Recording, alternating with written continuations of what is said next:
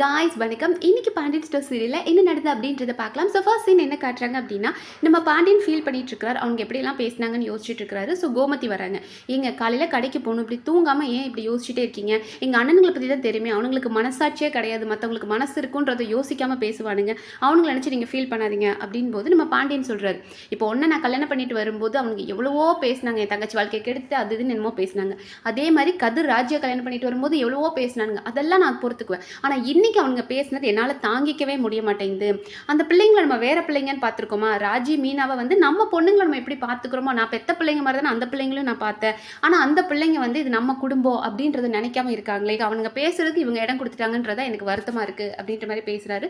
So Gomathi எவ்வளோ console பண்ண try பண்ணுறாங்க. அண்ட் பாண்டியன் ஒரு கேள்வி கேட்குறாரு, ஆமாம் கோமதி, அந்த பிள்ளைங்க எப்போதுமே உன் கூட தான் இருக்குது, எல்லாத்தையும் உங்ககிட்ட பேசுது, உனக்கு தெரியாதா அவங்க அப்படி பண்ணது அப்படின் போது கோமதி சொல்கிறாங்க, ஐயோ எனக்கு தெரியாதுங்க, அவங்க இதை பற்றி எங்கிட்ட மூச்சு கூட விடலை அப்படின் போது அவர் கேட்குறாரு, இல்லையே காலையிலேருந்து சாயங்காலம் வரைக்கும் உன் கூடயே தான் சுற்றுறாங்க, உன் கூட தான் பேசிகிட்டு இருக்காங்க, எல்லாத்தையும் உங்ககிட்ட ஷேர் பண்ணுறாங்கன்னு போது இது உனக்கு தெரியாமல் இருக்குமா? இல்லை அந்த பிள்ளைங்களுக்கு கூட சேர்ந்துட்டு நீயும் பண்ணிட்டு இப்போ மாட்டிக்கிட்டோன்றதுக்காக அமைதியாக இருக்கிறியா அப்படின் போது எனக்கு சத்தியமாக தெரியாதுங்க, அந்த பிள்ளைங்க என்கிட்ட சொல்லவே இல்லை, சொல்லியிருந்தா நான் அனுப்பியிருக்கவே மாட்டேன் அப்படின்ற மாதிரி அவங்க ஃபீல் பண்ணுறாங்க. நீங்கள் என்ன நம்பாம தான் அப்படி பேசிட்டு இருக்கீங்களான்னு போது எனக்கு இந்த வீட்டில் யாரை நம்புறதுனே எனக்கு தெரியல அப்படின்ற மாதிரி அவர் பேசிடுறாரு. அண்ட் அடுத்த சீனில் என்ன காட்டுறாங்க அப்படின்னா, கோமதி அடுத்த நாள் காலையில் வேலை செஞ்சுட்டு இருக்காங்க கிச்சனில். ஸோ இன்னைக்கு அரசியை பிடிச்சிட்டு வந்துட்டாங்க, காய்கறி கட் பண்ணு, காஃபியை போடு அப்படின்ற மாதிரி அரசியை வேலை வாங்கிட்டு இருக்காங்க. அரசி சொல்கிறாங்க, அம்மா அன்னிங்க தான் இருக்காங்கல்ல, நான் ஏமா வேலை செய்யணும் அப்படின் போது அவளுக்குலாம் இனிமேல் வரவே கூடாது, வீட்டுக்குள்ளே எந்த வேலையும் செய்யக்கூடாது, நீ தான் செய்யணும் அப்படின்னு கோமதியை வேலை வாங்கிட்டு இருக்காங்க. அந்த நேரம் கரெக்டாக நம்ம ராஜி அண்ட் மீனா வராங்க.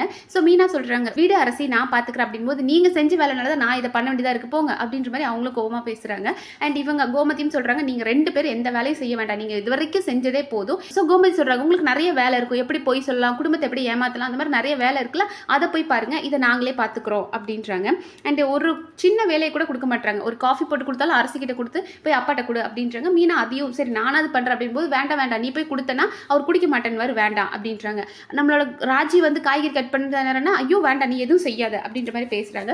ஸோ ராஜி சொல்கிறாங்க, அத்தை மற்றவங்களாம் அப்படி பேசினா பரவாயில்ல, நீங்களும் இப்படி பேசலாமா அப்படின் போது, ஆமாம் எந்த ஊர்லடி மருமகளை பொண்ணு மாதிரி பார்த்துக்கிட்டாங்க, ஆனால் நான் பார்த்துக்கிட்டல, அதுக்கு என்னை ஏமாத்திட்டீங்களே, ஸோ நீங்கள் எதுவும் செய்ய வேண்டாம் அப்படின்றாங்க. அண்ட் மீனா எக்ஸ்பிளைன் பண்ணுறாங்க, அத்தை கொஞ்சம் பொறுமையாக யோசிச்சு பாருங்க என்ன நடந்துச்சு அப்படின் போது, வேணாண்டி எதுவுமே வேண்டாம், உங்ககிட்ட எனக்கு பேச்சே வேண்டாம், உங்களால் தான் என் புருஷன் இன்னைக்கு என்ன சந்தேகப்படுறாரு, அதாவது பாண்டியன் சந்தேகமாக கோமதியை கேட்டார் இல்லையா, உனக்கு தெரிஞ்சுட்டு தான் நீ இதை பண்ணியா அப்படின்ற மாதிரி என்னையும் கேட்குறாரு, உங்களால் தான் எங்களுக்குள்ள பிரச்சனை வருது, அதனால தயவு செஞ்சு நீங்கள் இந்த வீட்டுக்குள்ள எந்த வேலையும் செய்ய வேண்டாம், உங்களுக்கு வேறு ஏதாவது போய் சொல்கிற வேலை இருந்தால் போய் பாருங்க அப்படின்றாங்க. ஸோ இந்த இடத்துல மீனா வந்துட்டு சரி வா ராஜி போகலாம் அப்படின்னு கூப்பிடும்போது, ஆமாம்மா உங்கள் அக்கா கறி கூப்பிட்றால போமா, நான் கூட நினச்சேன் வாழ வந்த பிள்ளைங்க இப்படி ரெண்டு பேரும் குடும்பத்தில் இவ்வளோ ஒத்துமையாக இருக்காங்களேன்னு நினச்சேன், ஆனால் நீங்கள் ரெண்டு பேரும் கூடி கூடி பேசும்போது இப்படி குடும்பத்தை கெடுக்கிறது தானா அப்படின்ற மாதிரி கோமதியும் வார்த்தையால் அவ்வளோ காயப்படுத்திட்டாங்க அவங்க ரெண்டு பேரையும்.